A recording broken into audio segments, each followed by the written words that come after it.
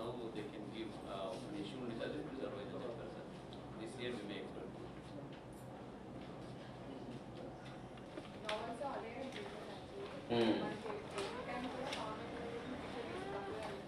So now ఎందుకు దాంట్లో ఎన్ని లోన్స్ ఎక్స్టెండ్ చేశారు చూడండి మనకు డైరీ అండ్ పోల్ట్రీ అనేది 3 సెక్టర్ హ్యూజ్ స్కోప్ ఉంది మన జిల్లాలో still we are at to ఆఫ్ ఇది అనిమల్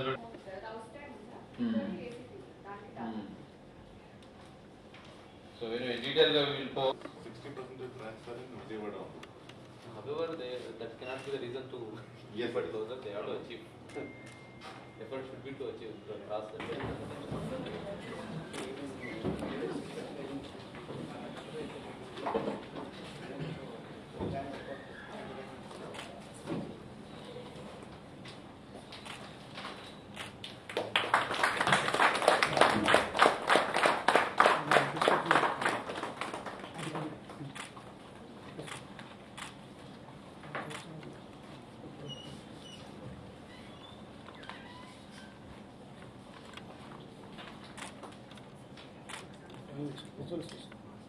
Visuals, 1 minute.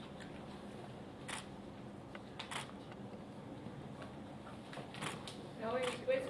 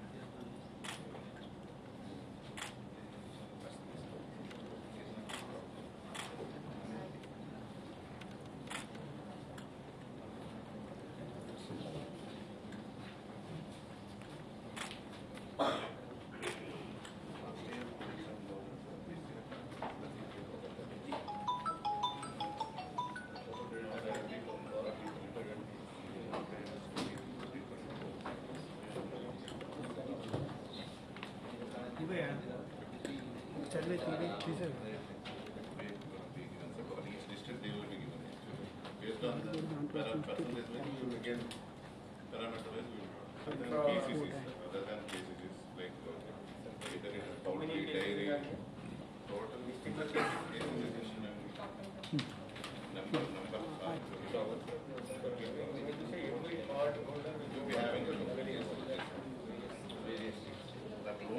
ఇవాళ ఎన్టీఆర్ జిల్లా బ్యాంకర్ సమావేశం lead bank union bank of India నేతృత్వంలో జిల్లా కలెక్టర్ గారు లక్ష్మీశా గారి నేతృత్వంలో జరిగింది. ఈ సందర్భంగా అనేక విషయాల మీద టార్గెట్స్ ఏమున్నాయి, అగ్రికల్చర్ టార్గెట్స్ ఏమున్నాయి, priority sector targets, MSME targets ఏంది, వీటి మీద చాలా విస్తృతంగా చర్చించడం జరిగింది. అదేవిధంగా అనేక రకాల సంక్షేమ పథకాలు ఏవైతే ఉన్నాయో, అటల్ పెన్షన్ యోజన కానీ, సురక్ష బీమా యోజన కానీ, జీవన్ జ్యోతి బీమా యోజన కానీ, లేకపోతే ప్రధానమంత్రి ఎంప్లాయ్మెంట్ జనరేషన్ ప్రోగ్రామ్ కానీ, లేదా స్టార్టప్ ఇండియా ప్రోగ్రామ్ కానీ, లేదా విశ్వకర్మ కానీ, ఏ రకంగా అయితే కేంద్ర రాష్ట్ర ప్రభుత్వ పథకాలు ఉన్నాయో వాటి ద్వారా, అదేవిధంగా ఈ ఏపీ టిడ్కో హౌసింగ్ సంబంధించిన విషయాలు కానీ, వీటి మీద విస్తృతంగా చర్చ జరిగింది. బ్యాంకర్స్ సహకారం కోరడం, వారు బ్యాంకర్స్ దానికి సంబంధించిన వివరాలని ఏ రకంగా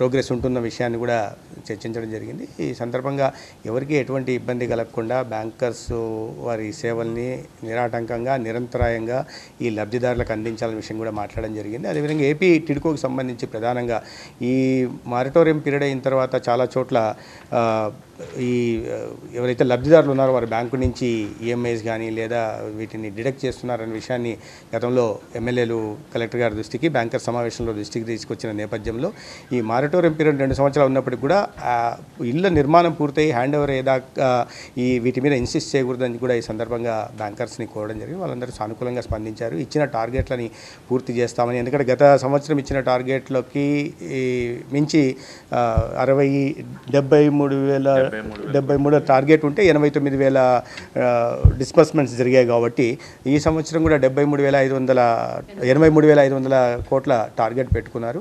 దానికి అదనంగా గతంలో లాగే దాదాపు గతంలో 16,000 కోట్లు అదనంగా డిస్బర్స్మెంట్ జరిగాయి. అదే రకంగా ఈ సంవత్సరం కూడా బ్యాంకర్స్ పర్ఫార్మెన్స్ చూపించారు. అయితే అంచనాలకు మించి పర్ఫార్మెన్స్ చూపిస్తామని, ఎక్కడ ఎటువంటి లబ్ధిదారులకు కానీ ఈ పథకాలకు సంబంధించిన లబ్ధిదారులకు కానీ ఇతరత్ర కార్యక్రమాలకి, ఉదాహరణకి పిఎం సూర్య గారి విషయంలో కూడా ప్రజల్లో మరింత కాస్త అవగాహన కల్పించడం, దాని ద్వారా ఒక ఉత్పత్తిదారు, ఒక వినియోగదారు ఉత్పత్తిదారులాగా ఏ రకంగా తయారవుతారో ప్రజల్లోకి తీసుకెళ్లే ప్రయత్నం చేయడం, ఎక్కువ మంది లబ్ధి పొందేలాగా చూడడం. స్థూలంగా ఏంటంటే రాష్ట్ర ముఖ్యమంత్రి గారు భావించినట్టుగా ఒక్కొక్క ఇంటికి 1 house 1 ఎంటర్ప్రెన్యూర్ ఏ రకంగా వారు భావిస్తున్నారు, ఆ రకంగా ఆ ఎంటర్ప్రెన్యూర్షిప్ ప్రతి ఒక్కరికి కల్పించడం కోసం బ్యాంకర్స్ నుంచి పూర్తి సహకారం అందించాలని కోరడం జరిగింది. ఆ దిశగా కూడా ప్రయత్నాలు జరుగుతాయి. ముఖ్యమంత్రి ఆదేశాల మేరకు బ్యాంకర్స్గా నడుచుకోవాలని కూడా ఈ సందర్భంగా కోరడం జరిగింది.